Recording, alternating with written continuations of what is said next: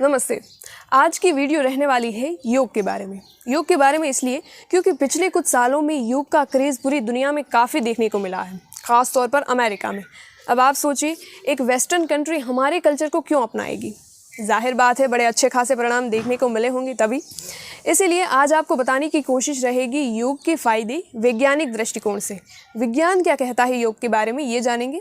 साथ ही जानेंगे योग के इतिहास को, योग कहाँ से शुरू हुआ, हम तक कैसे पहुँचा और इसका जिक्र हमारी पुरानी किताबों में किस तरह से मिलता है। ये जानना इसलिए ज़रूरी है क्योंकि यूं ही हाथ पैर मोड़ दिए और योग बन गया, आसन बन गए, इस तरह से योग का निर्माण नहीं हुआ है। कितनी ही सारी रिसर्च और जांच के बाद आज के इस आसन और मुद्राओं को ये स्वरूप मिला है। इसलिए योग का इतिहास जानना भी काफ़ी ज़रूरी है। तो चलिए शुरुआत इसी से करते हैं और जानते हैं योग का इतिहास। योग वैसे तो हज़ारों वर्ष पुराना है।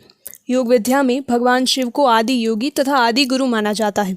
लेकिन बात करें योग की व्यवस्थित जिक्र की तो हमारे वेदों, उपवेदों, महाभारत और भगवत गीता में योग के बारे में बहुत चर्चा हुई है। भगवत गीता में ज्ञान योग, भक्ति योग, कर्म योग और राज योग का उल्लेख मिलता है।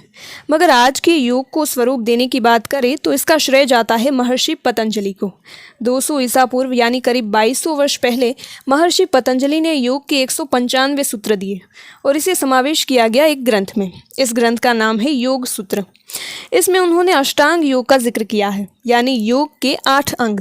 वो 8 अंग है यम, नियम, आसन, प्राणायाम, प्रत्याहार, धारणा, ध्यान और समाधि। इसमें जो 8वां अंग है समाधि, इसके 2 प्रकार हैं, सविकल्प और निर्विकल्प।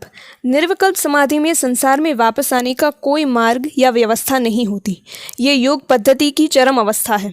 इसके अलावा 1918 में जन्मे BKS अयंकर ने योग को पूरी दुनिया में फैलाने में महत्वपूर्ण योगदान दिया है।